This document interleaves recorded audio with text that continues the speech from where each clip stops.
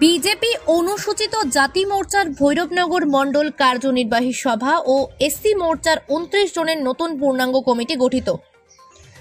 লোকসভা নির্বাচনকে সামনে রেখে বিজেপি অনুসূচিত জাতি মোর্চার কার্যনির্বাহী সভা এবং 29 জনের নতুন পূর্ণাঙ্গ কমিটি গঠিত হল শনিবার।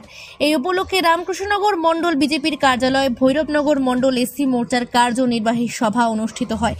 এদিন প্রথমে ভারত মাতা শ্যামাপ্রসাদ মুখার্জি ও পণ্ডিত দীনদয়াল উপাধ্যায়ের প্রতিকৃতির সম্মুখে প্রদীপ প্রজ্বলন করেন ভৈরবনগর মণ্ডল এসসি মোর্চার সভাপতি সুরমণি সরকার। রামকৃষ্ণনগর সমষ্টির বিধায়ক বিজয় মালাকার, রামকৃষ্ণনগর মণ্ডল বিজেপি সভাপতি বিশ্বতোষ সেন, ভৈরবনগর মণ্ডল বিজেপির সভাপতি হীরেশ বিশ্বাস, জেলা এসসি মোর্চার সভাপতি ননীগোপাল রায়, জেলা এসসি মোর্চার সেক্রেটারি বাবুল রায়, জেলা এসসি বোর্ডের সদস্য আশিস রায়, ওয়ার্ড কমিশনার সন্দীপ দত্ত ও অন্যান্যরা। এরপর সভায় স্বাগত ভাষণ দেন সভাপতি সুরমণি সরকার। এরপর বিজেপি সরকারের বিভিন্ন উন্নয়নমূলক কাজ ও সাংগঠনিক বিষয় নিয়ে বক্তব্য রাখেন বিধায়ক বিজয় মালাকার। জেলা এসসি বোর্ডের সভাপতি ননীগোপাল রায়, সম্পাদক বাবুল রায়, দুই মণ্ডলের সভাপতি যথাক্রমে বিশ্বতোষ সেন ও হীরেশ বিশ্বাস। এদিনের কার্যনির্বাহী সভায় বিজেপি অনুচিত জাতীয় মোর্চার ভৈরবনগর মণ্ডলের 29 জনের নতুন পূর্ণাঙ্গ কমিটি গঠিত হয়। সভাপতি পদে সুরমণি সরকার, সহসভাপতি Nigamananda Bharati, Jharna Roy, Prashanta Chowdhury, general secretary Pradip Chowdhury, secretary Bimal Das, Lakshmirani Das, Bimal Namasudra, কোষাধ্যক্ষ Ritandu Roy, social media incharge Haripada Das. সদস্যরা হলেন দীপক দাস, মান্না দাস, প্রদীপ দাস, অমৃত নমশূদ্র, প্রশান্ত নমশূদ্র, পরিতোষ দাস, অজিত দাস, সুজিত দাস, জগদীশ রায়, পিঙ্কু শুক্লবৈদ্য, রঞ্জিত দাস, রমা দাস, পূর্ণিমা দাস, ফণী গোপাল শুক্লবৈদ্য, সঞ্জিত দাস, বিপ্লব দাস, দুলু শুক্লবৈদ্য, কৌশিক রায় ও সুবেদ দাস। এদিন অনুষ্ঠানের সমাপ্তি হয় জাতীয় সঙ্গীতের মাধ্যমে। রামকৃষ্ণনগর থেকে শ্যামল আচার্যের রিপোর্ট, নিউজ অবিকল।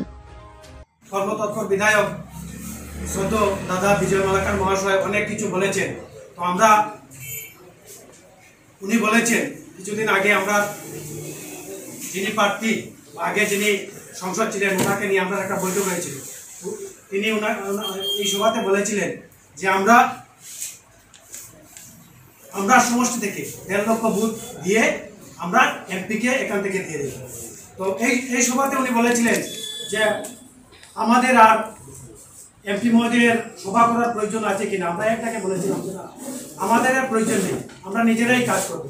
তো আজকে দীর্ঘ 65 বছর পর আমরা আমাদের করিমগঞ্জ জেলার যে লোকসভা সেটা এসসি সমাজের জন্য ছিল, কিন্তু এখন এটা ওপেন হয়েছে।